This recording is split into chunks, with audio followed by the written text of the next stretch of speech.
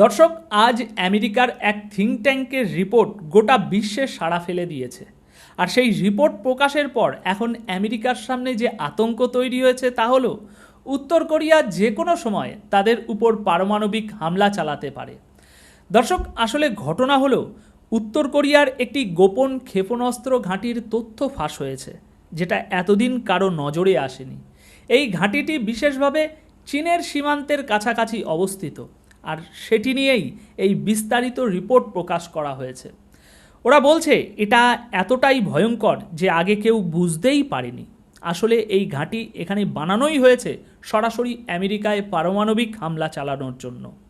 রিপোর্টে বলা হয়েছে জায়গাটা চীনের সীমান্ত থেকে মাত্র 27 কিলোমিটার দূরে, আর সেখানে প্রায় 9টা ইন্টারকন্টিনেন্টাল ব্যালিস্টিক মিসাইল ICBM রাখা হয়েছে, যেগুলো পারমাণবিক হামলা চালাতে সক্ষম। এখন অনেকেরই হয়তো জানা নেই যে উত্তর কোরিয়ার পক্ষে আমেরিকাকে সরাসরি টার্গেট করা খুব একটা কঠিন কাজ নয়, কারণ এই ICBMগুলোর রেঞ্জ প্রায় 10,000 কিলোমিটার। মানে ধরুন আলাস্কা, যেখানে পুতিন আর ট্রাম্পের বৈঠক হয়েছিল, অথবা আমেরিকার অন্যান্য রাজ্যগুলো কয়েক মিনিটের মধ্যেই ধ্বংসস্তূপে পরিণত হতে পারে। দর্শক, রিপোর্ট অনুযায়ী তাদের দাবি সেখানে ইতিমধ্যেই 9টা পারমাণবিক ক্ষেপণাস্ত্র মোতায়েন করা হয়েছে। মোবাইল লঞ্চারও রাখা হয়েছে, যাতে সেগুলো এক জায়গা থেকে আরেক জায়গায় সহজেই সরানো যায়। এখন সবচেয়ে বড় সমস্যা হলো সেই ঘাঁটিতে বিশাল এক স্টোরেজও তৈরি করা হয়েছে। মানে ওদের কথায় এর আগে কেউ জানতই না যে এমন কিছু ঘটছে। তারা ভেবেছিল উত্তর কোরিয়া হয়তো এমনটা করবে না, কিন্তু এখন প্রমাণ মিলেছে এটা আসলেই একটা গোপন ঘাঁটি। দেখুন, আগে যা অনুমান করা হতো উত্তর কোরিয়ার হাতে প্রায় 50টা পারমাণবিক ওয়ারহেড আছে। সঠিক সংখ্যা কারোর জানা নেই। কখনো বলা হতো 30টা, কখনো 40টা, আবার 50টা, এমনকি কেউ কেউ বলতো সংখ্যাটা হয়তো 100তেও পৌঁছাতে পারে। আর উত্তর কোরিয়ার আগের ক্ষেপণাস্ত্রগুলো আসলে একটু সমস্যাযুক্ত ছিল, অনেক সময়ই সেগুলো মাঝপথেই বিস্ফোরিত হয়ে যেত। কিন্তু ইউক্রেন যুদ্ধের সময় উত্তর কোরিয়া যে ক্ষেপণাস্ত্র রাশিয়াকে দিয়েছিল, রাশিয়া সেগুলোর প্রযুক্তি আরও উন্নত করে দিয়েছে। একইভাবে চীনও প্রযুক্তিগতভাবে সহায়তা করেছে। ফলে এখন উত্তর কোরিয়ার ক্ষেপণাস্ত্রের শক্তি এমন পর্যায়ে পৌঁছেছে যে আন্দাজ করাই কঠিন। যদি তারা আমেরিকায় কোনো জায়গায় টার্গেট করে, তবে সরাসরি গিয়ে আঘাত আনতে পারবে, সেই সক্ষমতা উত্তর কোরিয়ার তৈরি হয়ে গিয়েছে। আর এই কারণে এখন আমেরিকার অবস্থা কেমন জানেন? টালমাটাল। কারণ তারা জানে উত্তর কোরিয়ার পারমাণবিক ক্ষেপণাস্ত্র ইতিমধ্যেই মোতায়েন করা আছে। আর সবচেয়ে মজার এবং অদ্ভুত ব্যাপার হলো উত্তর কোরিয়ার এমন হুমকি ঠেকাতে গিয়ে আমেরিকা যা করেছে তা হলো দক্ষিণ কোরিয়ায় third anti ballistic missile system বসিয়েছে। এখন এই থার্ড আসলে কি?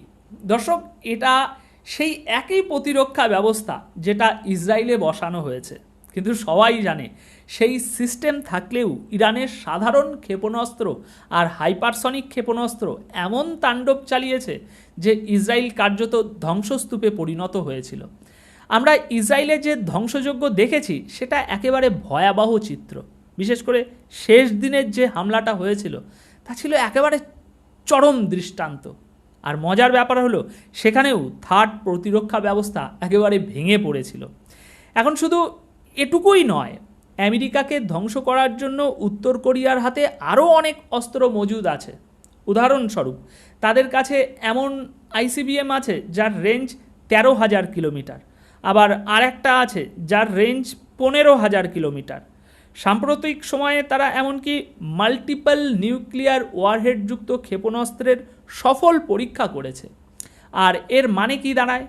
মানে যদি একটি মাত্র ক্ষেপণাস্ত্রই তারা 10টা পারমাণবিক ওয়ারহেড বসিয়ে দেয়, তবে আমেরিকার অন্তত 10টা অঙ্গরাজ্য কয়েক মিনিটের মধ্যেই উড়ে যাবে। আর সবচেয়ে আতঙ্কজনক বিষয় হলো সেটা ঠেকানোর মতো কার্যকর প্রতিরক্ষা ব্যবস্থা আমেরিকার হাতে নেই। আপনি জানেন, ইরানের ক্ষেপণাস্ত্র হামলার পর থেকেই যেন পুরো দুনিয়ার খেলার নিয়মটাই বদলে গেছে। এতদিন আমেরিকা ভেবেছিল তারা মধ্যপ্রাচ্যে এমন সব সেন্সার আর শক্তিশালী প্রতিরক্ষা ব্যবস্থা করে বসিয়েছে তাতে যে কোনো পারমাণবিক হামলাই তারা ঠেকিয়ে দিতে পারবে। থার্ড সিস্টেম থেকে শুরু করে তাদের সাবমেরিন, যুদ্ধজাহাজ সবখানেই প্রতিরক্ষা ব্যবস্থা ছিল। কিন্তু ইরান সেই পুরো প্রতিরক্ষা বলয় ভেদ করে দিয়েছে। আর এই কারণেই তো আপনি দেখছেন রাশিয়া এখন দারুণ খুশি, আত্মবিশ্বাসে ভরপুর। কারণ তারা বুঝে গেছে যদি আমেরিকার প্রতিরক্ষা ব্যবস্থা এভাবেই ব্যর্থ হয় তাহলে ভবিষ্যতে যে কোনো শক্তিশালী ক্ষেপণাস্ত্রের হামলায় আমেরিকাকে টেকাতে পারবে না। আর আসল সমস্যা এখানেই, আমেরিকা বুঝতে পারছে তাদের জন্য এখন পরিস্থিতি ভয়াবহ বিপর্যয়ের দিকে যাচ্ছে। এখন অবস্থা এমন দাঁড়িয়েছে যে উত্তর কোরিয়া যে কোনো মুহূর্তে আমেরিকার উপরে হামলা চালাতে পারে। আর এর পিছনে চীনের সরাসরি সমর্থন আছে। তারা আগে থেকেই ক্ষেপণাস্ত্রগুলো মোতায়েন করে রেখেছে, শুধু সময়ের অপেক্ষা। এখানে আরেকটা বিষয় খেয়াল করুন, উত্তর কোরিয়া শুধু আমেরিকার বিরুদ্ধেই নয়, সরাসরি ইসরায়েলের বিরুদ্ধেও তাদের অবস্থান নিয়ে গিয়েছে। ইউরোপকেও তারা শত্রু মনে করে। অর্থাৎ একদিকে রাশিয়া আর চীনের সঙ্গে হাত মিলিয়েছে, অন্যদিকে আমেরিকা, ইসরায়েল আর ইউরোপের বিরুদ্ধে দাঁড়িয়েছে। আচ্ছা, এবার আসি দক্ষিণ কোরিয়ার প্রসঙ্গে। আসলে দক্ষিণ কোরিয়ার পক্ষে কোনোভাবেই উত্তর কোরিয়ার সঙ্গে পাল্লা দেওয়া সম্ভব নয়।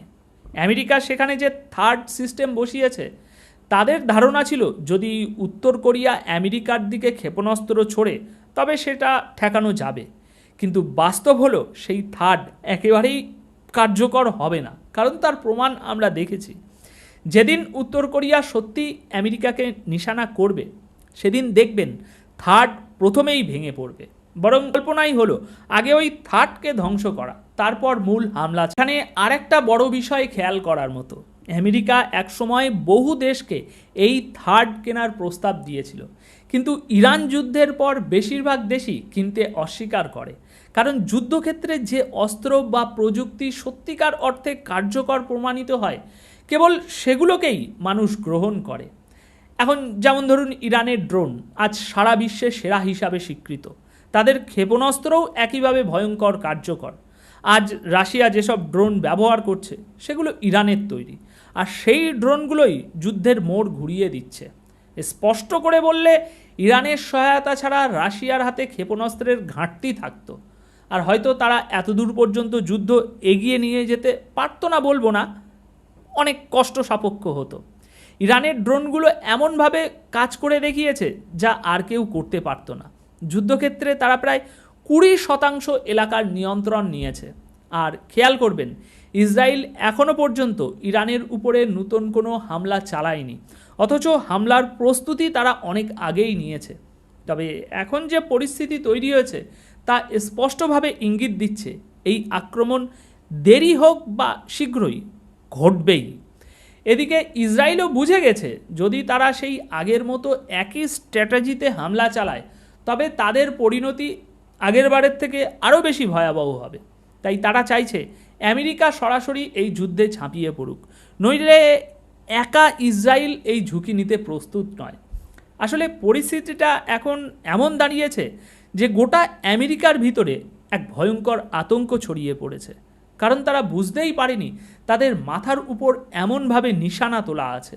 মানে আমেরিকার একটুখানি ভুল বা অহংকারেই সব উল্টে যেতে। ট্রাম্প বারবার বলতেন আমি শুধু একটা বোতাম টিপলেই সব মিশে যাবে, কিন্তু আজ বাস্তবতা হলো ওপাশ থেকে বোতাম টেপার নাও হতে পারে, তবে উত্তর কোরিয়ার দিক থেকে বোতাম যে কোনো মুহূর্তে চাপা পড়বেই। আর যদি তা ঘটে তাহলে আমেরিকার আর কিছুই অবশিষ্ট থাকবে না। এই পরিস্থিতি স্পষ্টই ইঙ্গিত দিচ্ছে বিষয়টা শুধু আমেরিকার জন্য নয়, ইসরায়েলের জন্যও ভয়াবহ হয়ে উঠেছে। আর যদি উত্তর কোরিয়া সত্যি ক্ষেপে যায় তবে তারা চারিদিক থেকেই আমেরিকাকে টার্গেট করবে। তো দর্শক, এই আলোচনার বিষয়ে আপনাদের কি মন্তব্য, আপনারা কি বুঝছেন? কমেন্ট বক্সে অবশ্যই আপনার মতামত রেখে যাবেন।